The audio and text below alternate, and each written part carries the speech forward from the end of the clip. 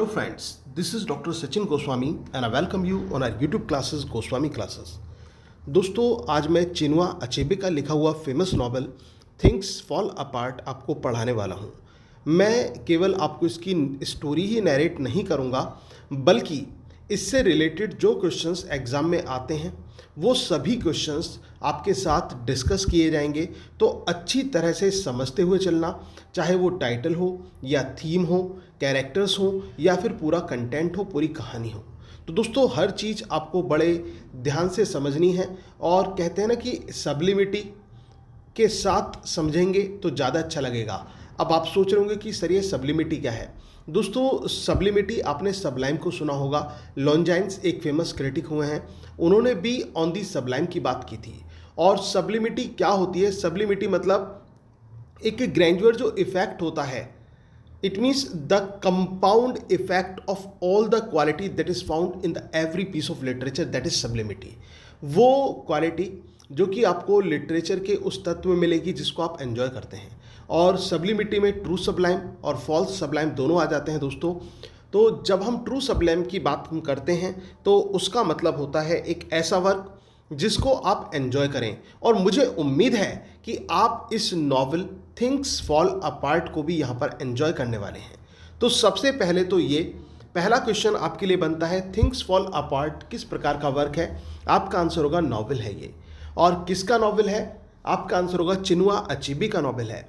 अगर पूछा जाए कि चिनुआ अचेबे का डेब्यू नॉवल कौन सा है तो आपका आंसर होगा थिंग्स फॉल अपार्ट।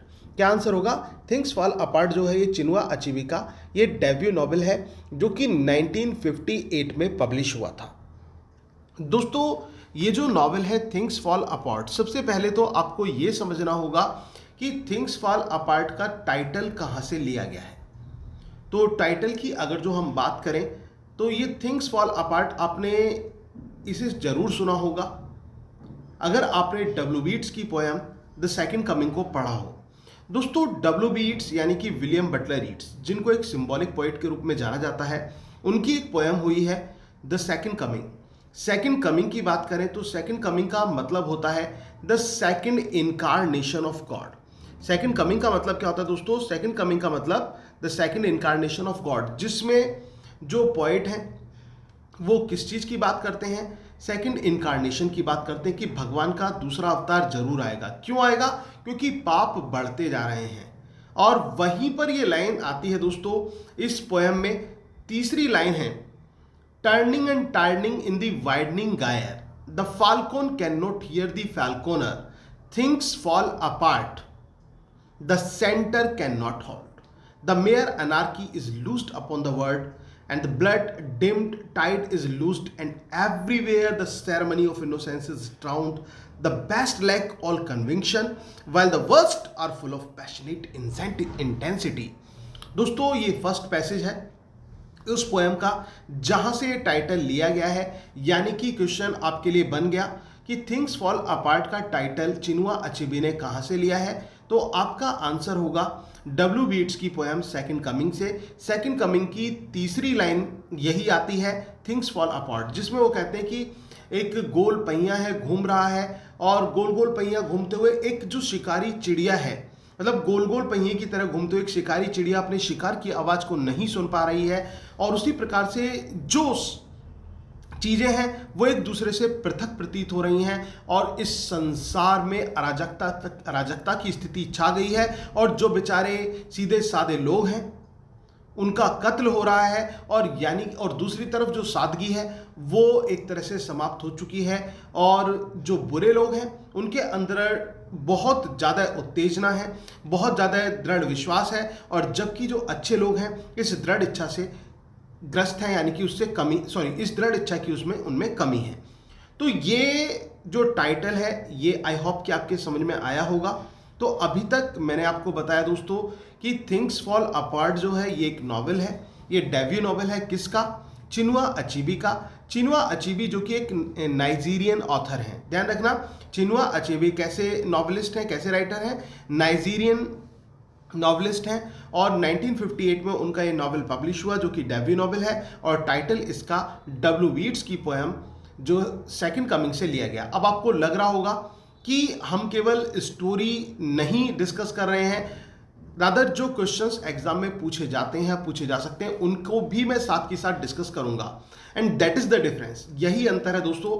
आप दूसरी जगह यूट्यूब पर आप क्लासेस देखें, वीडियो देखें, हो सकता है आपको स्टोरी मिल जाए, लेकिन क्वेश्चन डिस्कशन साथ के साथ स्टोरी के वो ना के बराबर देखने को मिलेगा। और दोस्तों सेशन अच्छा लग रहा हो तो प्लीज़ वीडियो को लाइक, शेयर और कमेंट करना भी ना भूलें।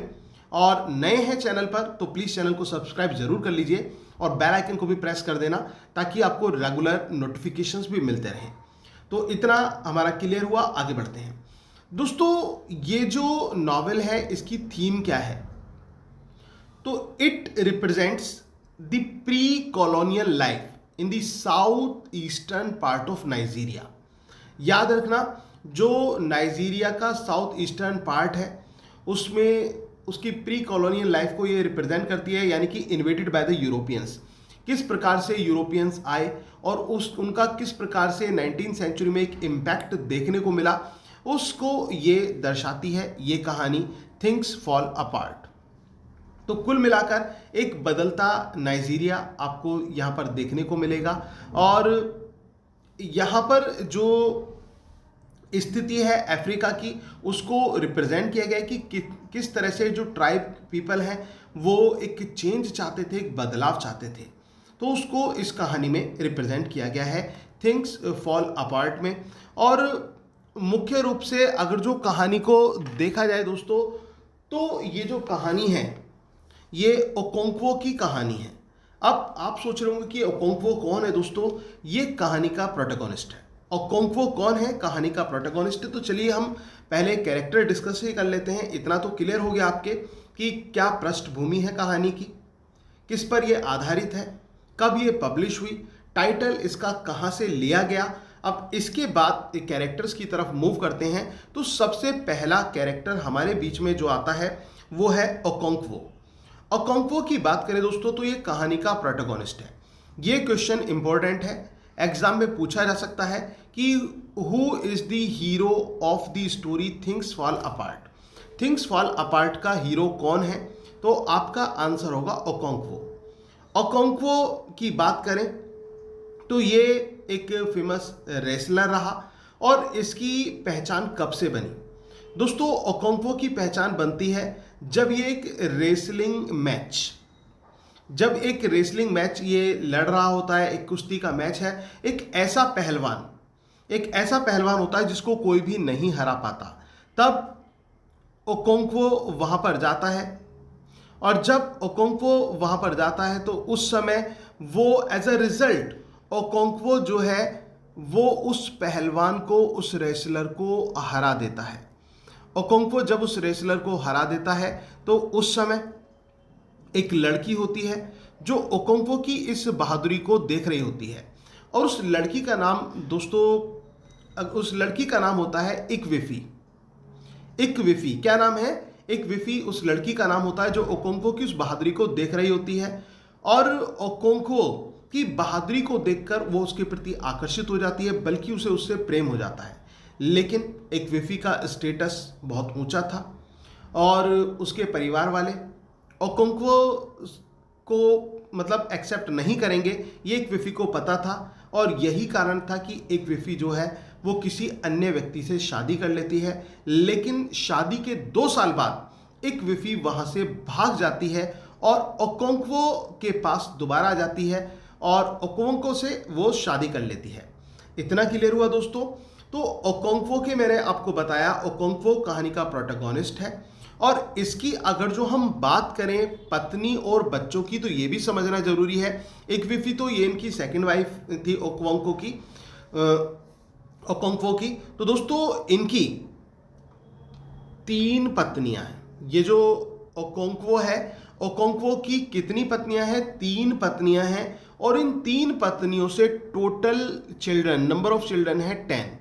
याद रख लेना दोस्तों, ये जो महाराज जी लेटे हुए हैं ओकोंक्वो, इनकी कितनी पत्नियां हैं? ये एक ट्राइबल है और इनकी 3 पत्नियां हैं, 10 बच्चे हैं। इतना क्लियर हुआ? और इक्विफी जो थी वो इनसे इंप्रेस हुई थी रेसलिंग मैच में, ये भी याद रख लेना। इक्विफी इनकी जो सेकंड वाइफ थी। इनके फादर से ये नफरत करते हैं। ओकोंक्वो अपने फादर से नफरत करते हैं। क्या कारण है अपने फादर से नफरत करने का? क्योंकि इनके जो फादर थे वो कमज़ोर थे। अब कमज़ोर कैसे थे? बॉडी से थे या स्पिरिट से थे? दोस्तों दोनों में कमज़ोर थे। वो गुडविल में भी कमज़ोर थे, वो बॉडी में भी कमज़ोर थे। और यही कारण था कि जो ओकोंक्वो था, ओकोंक्वो को अपने पिता जो यूनोका थे वो पसंद नहीं थे। ओकोंक्वो को अपने पिता यूनोका के पसंद होने का कारण, नापसंद होने का कारण क्या था? वो यही था कि वो कमज़ोर थे और उनकी समाज में उनकी कमज़ोरी के कारण कोई इज्जत नहीं थी। और ओकोंक्वो अपनी एक इज्जत, अपना एक रुतबा समाज में बनाना चाहता है। तो दोस्तों पहला कैरेक्टर उम्मीद है समझ में आया होगा। आगे बढ़ते हैं। दोस्तों कहानी अच्छी लग रही हो तो प्लीज़ वीडियो को लाइक ज़रूर कर दें और ज़्यादा से ज़्यादा अपने दोस्तों में भी इसको शेयर करें। इसके बाद दोस्तों इक्वेफी के बारे में मैं आपको ओकोंक्वो के कैरेक्टर में ही बता चुका हूं। इक्वेफी ये इनकी सेकंड वाइफ रही। ओकोंक्वो की सेकंड वाइफ कौन थी? इक्वेफी थी। अब इसको कैसे प्यार हुआ ओकोंक्वो से, ये भी इंपॉर्टेंट है जानना। दोस्तों इसको प्यार हुआ ओकोंक्वो से जब रेसलिंग मैच में इसने उसको देखा, उसकी बहादुरी से इंप्रेस हो गई। लेकिन शादी कर पाना मुश्किल नहीं था, इकोनॉमिकल स्टेटस की वजह से एक गैप था। लेकिन इसकी शादी इक्वेफी की दूसरी जगह जब इसकी दूसरी जगह शादी हुई तो ये वहां से शादी के 2 साल बाद ओकोंक्वो के पास आ गई और उससे शादी कर ली। तो इतना क्लियर हुआ इक्वेफी का। ये कौन सी वाइफ है इनकी, इसके बारे में जानना जरूरी है दोस्तों, क्योंकि इनके बारे में बताया गया है, इसका एपिसोड है कहानी में। तो इक्वेफी के बारे में, इन 3 पत्रियों में से इक्वेफी के बारे में जानना जरूरी है। तो इक्वेफी ओकोंक्वोस सेकंड वाइफ है। अब इसके बाद आगे बढ़ते हैं। फिर दोस्तों यूनोको जैसा कि मैंने आपको बताया इनके फादर थे। आप चेहरे से यहाँ पर अंदाजा लगा सकते हैं, देख सकते हैं कि कितना कमज़ोर पिच का हुआ इनका चेहरा है। ऐसे ही असली में, ये तो एक पिक्चर के माध्यम से समझाने की कोशिश की गई है, और असली में भी जो यूनोका थे वो ऐसे ही थे।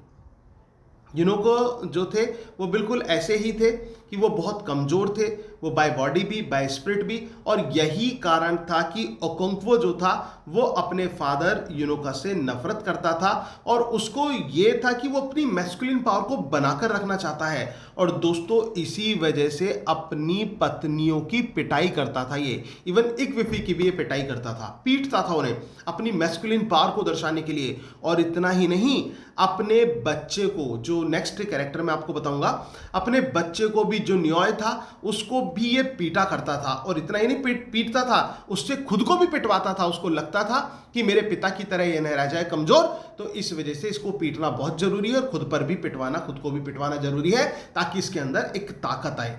तो इस प्रकार की एक सोच थी ओकोंक्वो की। ये क्लियर है दोस्तों। आगे बढ़ते हैं।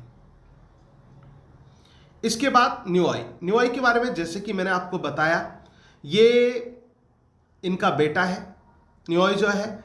और इस बेटे को लेकर ओकोंक्वो बहुत ज़्यादा चिंतित है। क्यों चिंतित है? इसकी चिंता का कारण क्या है दोस्तों? इसकी चिंता का कारण यह है कि उसको लगता है कि न्योय जो है वो थोड़ा कमज़ोर है, शाय है, और वो कहीं यूनोका की तरह ना बन जाए, अपने दादा की तरह ना बन जाए। और यही कारण है कि वो इसको पीटता है और उससे अपने ऊपर भी हाथ उठवाता है।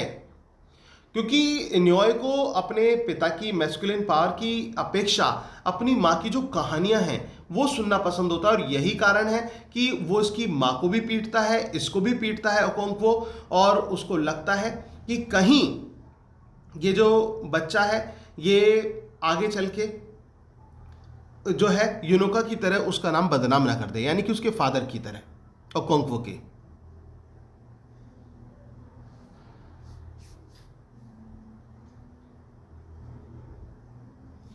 और दोस्तों इसके बारे में एक छोटा सा एपिसोड और मैं बताऊंगा। न्योय जो है ये एक तरह से बेट्रियल भी करता है अपने फादर के प्रति, और उनकी जो चीज़ें हैं वो पसंद भी नहीं होती, और ये इज़ैक के रूप में आगे चलकर जाना जाता है और क्रिश्चियनिटी को फॉलो भी करता है।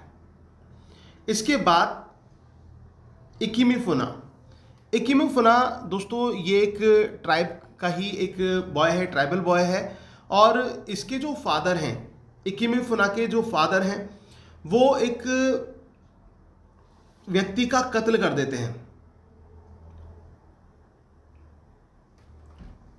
व्यक्ति का नहीं सॉरी, एक स्त्री का वो कत्ल कर देते हैं, उसकी हत्या कर देते हैं। और जब उसके बाद में जो उस व्यक्ति को तो इनके फादर को तो सजा मिलती है, तो इकमी फुना की जो जिम्मेदारी है वो ओकोंक्वो पे आ जाती है। किस पे आ जाती है?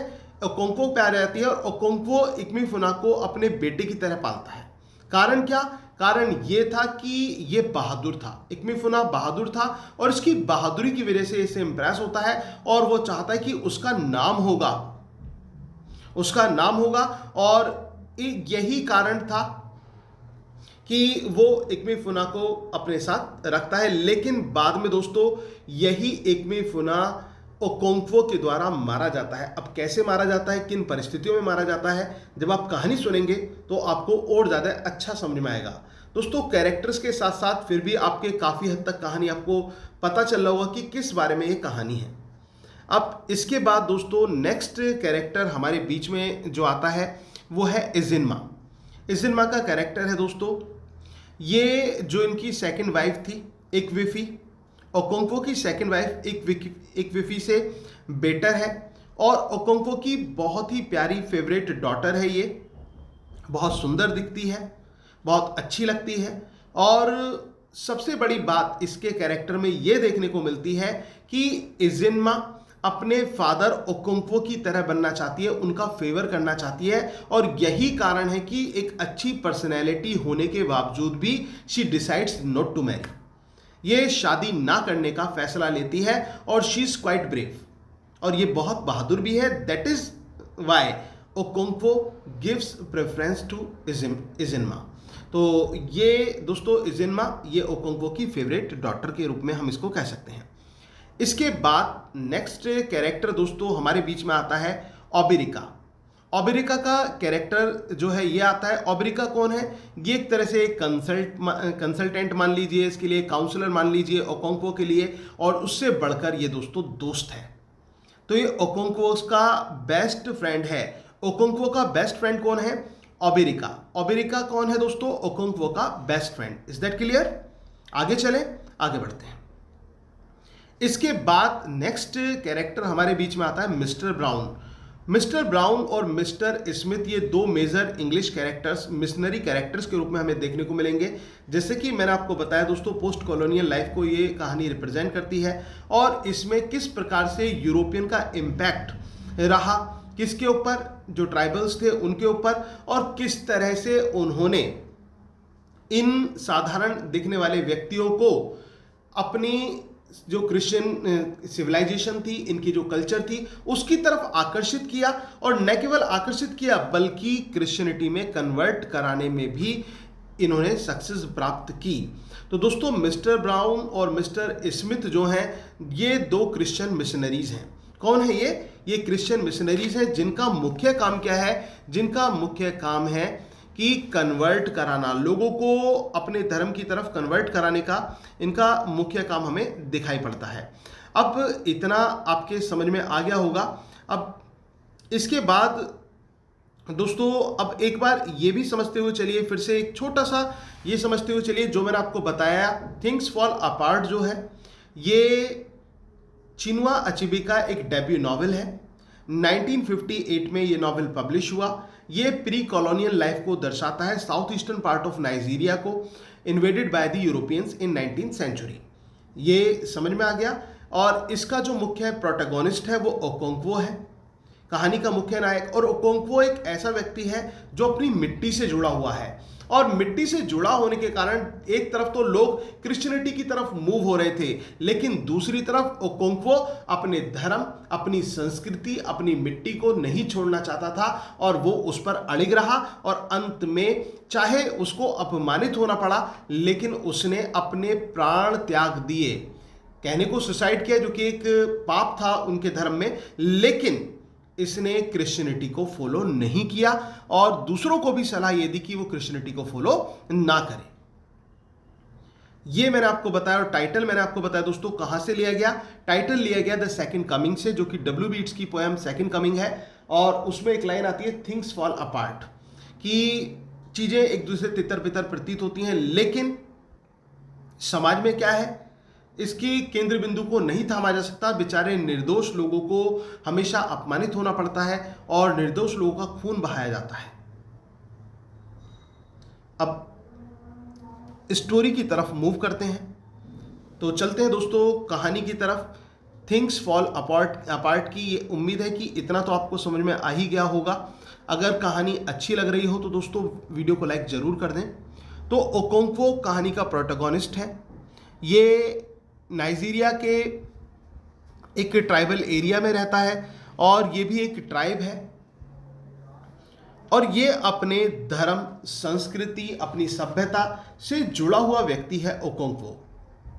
अगर हम ओकोंक्वो की पर्सनैलिटी की बात करें तो दोस्तों ओकोंक्वो देखने में बहुत ज़्यादा स्ट्रॉन्ग था, बहुत ज़्यादा हार्डवर्किंग था, और एक बार एक रेसलिंग मैच हुआ था, यहाँ से इसकी पॉपुलैरिटी बढ़ी।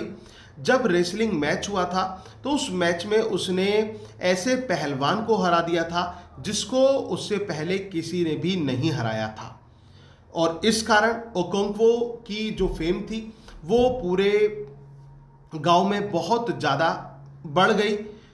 अब ओकोंक्वो की फेम बढ़ने के बाद ओकोंक्वो को ये लगता था कि मुझे आगे बढ़ना है, अपना नाम करना है, और मुझे अपने पिता की वजह से जो शर्मिंदगी महसूस करनी पड़ रही थी अब तक, उसको मैं मिटा के रहूँगा।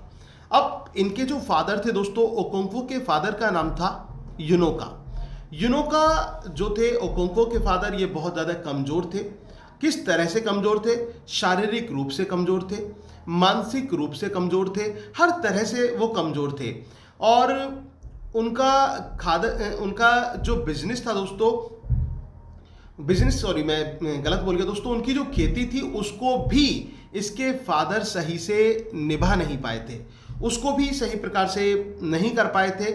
और इतना ही नहीं, काफ़ी सारा कर्जा वो अपने मरने के बाद ओकोंक्वो के कंधों पर छोड़ गए।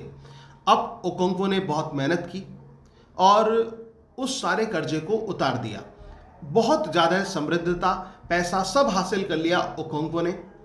अब ओकोंक्वो, जैसे कि मैंने आपको बताया, इनकी 3 पत्नियां थीं। अब इनका एक बेटा था न्योय। न्योय को लेकर ओकोंक्वो बहुत ज़्यादा डरते थे कि उनको लगता था अपने दादा की तरह ये पैसों को उड़ाने वाला ना बन जाए, इतना कमज़ोर ना बन जाए। तो यही कारण था कि वो न्योय को पीटा करता था, और अपनी इस पावर को दर्शाने के लिए वो इतना ही नहीं कि अपनी जो पत्नी थी उसकी भी पिटाई वो किया करता था, जो ओकोंक्वो था। अब इसी बीच में दोस्तों एक कहानी, एक किस्सा यहाँ पर घटित होता है। एक ट्राइब होता है, उसका झगड़ा गांव के किसी एक व्यक्ति से हो जाता है, और इसी बीच में एक हत्या हो जाती है। और उस समय हत्या इकिमफुना के फादर ने की थी। इकिमफुना जो कि एक लड़का है, उसके फादर ने की। तो इकिमफुना की जिम्मेदारी ओकोंक्वो के ऊपर आ जाती है, और ओकोंक्वो इकिमफुना को पसंद करता है। इकिमफुना को क्यों पसंद करता है? क्योंकि वो बहादुर था और न्योय जैसा नहीं था। उसको देखकर वो खुश होता है और अपने बेटे की तरह उसको मतलब पालता है। लेकिन यहाँ पर एक घटना घटित हो जाती है, जब एक दिन एक भविष्य बताने वाला एक व्यक्ति ये कहता है ओकोंक्वो से कि उसको इकिमफुना को मारना होगा। अगर उसने इकिमफुना को नहीं मारा तो इकिमफुना उसको मार देगा। अब ओकोंक्वो जो है इस बात को लेकर बड़ा चिंतित हो जाता है कि अब वो करे तो क्या करे। तो लेकिन उसके दिमाग में आता है कि जो ये भविष्य बताने वाले होते हैं ये सच्चे होते हैं, और वो जो व्यक्ति जो भविष्य बता रहा है उसका तो प्रेडिक्शन अधिकतर सच निकलती है। तो वो क्या करता है, अपने जो आदमी होते हैं, अपने जो उसके सपोर्टर्स होते हैं, उनसे वो कहता है कि वो इकिमफुना को मार दें। लेकिन ऐसा पॉसिबल नहीं हो पाता, बल्कि इकिमफुना उन पर ही भारी पड़ जाता है, उन आदमियों पर। तब उस समय ओकोंक्वो वहां पर जाता है और अपने आप को स्ट्रॉन्ग दिखाने के लिए दोस्तों, जबकि उसके अंदर इकिमफुना को लेकर थोड़ी मतलब हार्ट में जगह थी, लेकिन जब ये पता चला कि ये व्यक्ति उसकी हत्या का भी कारण बन सकता है, तो वहां पर ओकोंक्वो जो है तलवार से खुद ही इकिम फुना की हत्या कर देता है। ये भी क्वेश्चन इंपॉर्टेंट है कि इकिम फुना को किसने मारा, तो इकिम फुना को किसने मारा दोस्तों, ओकोंक्वो ने इकिम फुना की हत्या की। और किससे की, विद स्वॉर्ड, तलवार के से उसने उसकी हत्या की। अब जब ओकोंक्वो ने ऐसा किया तो वो बड़ा परेशान हो गया और इस परेशानी में वो बहुत ज़्यादा डिप्रेशन में चला गया। उधर उसकी जो बेटी थी वो भी बीमार हो गई। अब एक दिन क्या होता है, जो ये ओकोंक्वो है अपना एक दोस्त जिसका नाम था इजुडू के फ्यूनरल पर ये गया हुआ था और यहाँ पर एक घटना घटित होती है दोस्तों। जब ये इजुडू के फ्यूनरल पर वहाँ पर गया हुआ था तो वहाँ पर ये क्या करता है, एक मतलब फायर कर देता है। अब ये जो फायर है ये इजुडू के बेटे को लग जाती है, यानी कि इसके दोस्त के बेटे को लग जाती है और ये जो गोली इसके दोस्त के बेटे को लगती है उससे वो मर जाता है, उसकी डेथ हो जाती है। अब इसी समय जो जितने भी ट्राइबल्स थे, जितने भी ये मतलब जो पीपल थे वहाँ के, उन्होंने ये डिसाइड किया कि इसको वहाँ से निकाल दिया जाए। तो परिवार से, पूरे परिवार के साथ जो ओकोंक्वो था उनको वहाँ से बेदखल कर दिया गया। अब ओकोंक्वो बड़ा परेशान हुआ कि ओकोंक्वो करे तो करे क्या। तभी उसको अपने मैटरनल अंकल की याद आती है, यानी कि अपने मामा की याद आती है और वो उनसे मदद लेता है एक झोपड़ी बनाने के लिए और कुछ जमीन भी उनसे प्राप्त करता है जहां पर वो याम की खेती करता है। याम यानी कि रतालू की खेती वो करता है और ओकोंक्वो यहाँ पर बहुत ज़्यादा मेहनत करता है और पैसा कमाना चालू कर देता है। मतलब ओकोंक्वो के अंदर इतनी पावर थी, इतनी शक्ति थी, दृढ़ इच्छा से भी भरा हुआ था कि वो ओकोंक्वो जो बिल्कुल कंगाल हो गया था उसने फिर से मेहनत करके अपने आप को मजबूत किया, अपने आप को मजबूत किया। अब इसी बीच में दोस्तों एक कहानी में बदलाव आता है कि जो ओकोंक्वो का जो नेटिव विलेज था वहां पर क्रिश्चियन पीपल, क्रिश्चियन मिशनरीज लोगों की एंट्री होती है, जिनमें मुख्य रूप से जो क्रिश्चियनरीज हैं उनका काम क्या होता है। इन क्रिश्चियनरीज का काम होता है दोस्तों, जो सीधे साधे ट्राइब के लोग हैं उनको, जितने भी ट्राइबल्स हैं उनको क्रिश्चियन धर्म के प्रति मोड़ना, क्रिश्चियनिटी में कन्वर्ट करना और जो यूरोपियन कल्चर है उसके प्रति उनको जो है आकर्षित करना, ये उनका काम था। अब ओकोंक्वो को ये चीज़ पसंद नहीं आती है और समय बीतता है और जो उसके निष्कासन वाला समय समाप्त होता है तो ओकोंक्वो अपने गांव लौट आता है और फिर उसके बाद उसने अपना, क्योंकि पैसा कमा ही लिया था, अपना घर भी बनाया और एक अच्छी खासी फीस्ट भी की जिसमें उसने लोगों को बुलाया और लोगों को उसने वहाँ पर एक मीटिंग बुलाई और लोगों को समझाया कि किस प्रकार से क्रिश्चियन मिशनरीज जो हैं वो उनके धर्म को नष्ट कर देना चाहते हैं और वो जो क्रिश्चियन मिशनरीज हैं वो क्रिश्चियनिटी में उनको कन्वर्ट कर देना चाहते हैं, बल्कि उनकी जो रिचुअल, उनके जो कल्चर्स हैं, उनके जो गॉड हैं, उनसे भी उनको अलग कर देना चाहते हैं। लेकिन जो ट्राइबल्स थे वो इस बात से बहुत ज़्यादा भड़क जाते हैं ओकोंक्वो के ऊपर और वो ये कहते हैं, ओकोंक्वो से ये कहते हैं कि क्रिश्चियन मिशनरीज हमारे फायदे के लिए कार्य कर रहे हैं और इसमें आधुनिकता की तरफ अगर जो हम बढ़ते हैं तो इसमें कोई बुराई वाली बात नहीं है, बल्कि ये तो हमारे लिए एक अच्छी चीज़ है और हम नई चीज़ों की तरफ कन्वर्ट हो पाएंगे। अब जब ओकोंक्वो ये वाली बात सुनता है तो ओकोंक्वो को बहुत ज़्यादा मतलब अपने अंदर एक ग्लानी सी फील होती है और वो मतलब खुद को ये इस तरह से दोषी ठहराता है कि वो अपने ही लोगों को सही समझा नहीं पा रहा है और वो उनसे फिर भी कहता है कि हमें अपनी कल्चर, हमें अपनी वैल्यूज, अपनी ट्रेडिशंस, अपने रिचुअल्स, इन सभी को बचाना होगा। लेकिन इस ओकोंक्वो पर लोगों को भड़काने का आरोप लग जाता है और यहां तक कि ओकोंक्वो को जब भड़काने का आरोप लगता है और लोग जो है ओकोंक्वो को पसंद नहीं करते और ओकोंक्वो की बात नहीं मानते तो ओकोंक्वो तभी एक क्रिश्चियन मिशनरीज पर हमला करता है जो कि उसको समझाने की कोशिश कर रहा होता है और वो उसको तलवार से मार देता है। और जब ये एक घटना घटित होती है तो इस समय ओकोंक्वो को लगता है कि इनके जो लोग हैं, जो ट्राइबल्स हैं, वो शायद अब नहीं बदल पाएंगे और उनको वो नहीं बदल सकता है क्योंकि वो पूरी तरह से क्रिश्चियन धर्म के प्रति आकर्षित हो चुके हैं।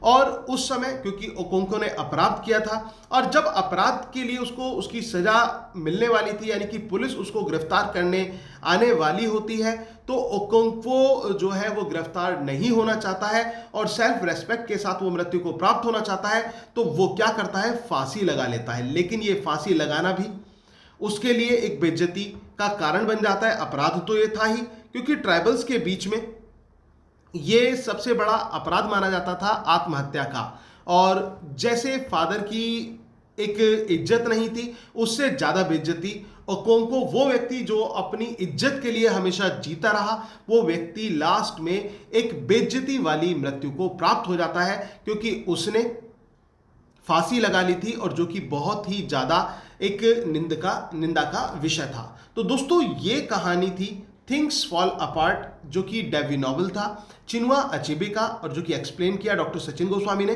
तो दोस्तों उम्मीद है आपको कहानी अच्छी लगी हो, और तो प्लीज़ वीडियो को लाइक ज़रूर कर देना, ज़्यादा से ज़्यादा शेयर करना और कमेंट करना भी मत भूलना। और इसके साथ साथ अगर आप हमारी टीजीटी पीजीटी क्लास का हिस्सा बनना चाहते हैं, आप रिकॉर्डेड बैच चाहते हैं, या फिर आपको जो टीजीटी पीजीटी के नोट्स हैं वो चाहिए, या फिर एलटी ग्रेड की क्लासेस चाहिए, तो दोस्तों आप मुझे दिए गए नंबर 9756055255 पर कॉन्टैक्ट कर सकते हैं। Thank you very much, your doctor Sachin Goswami.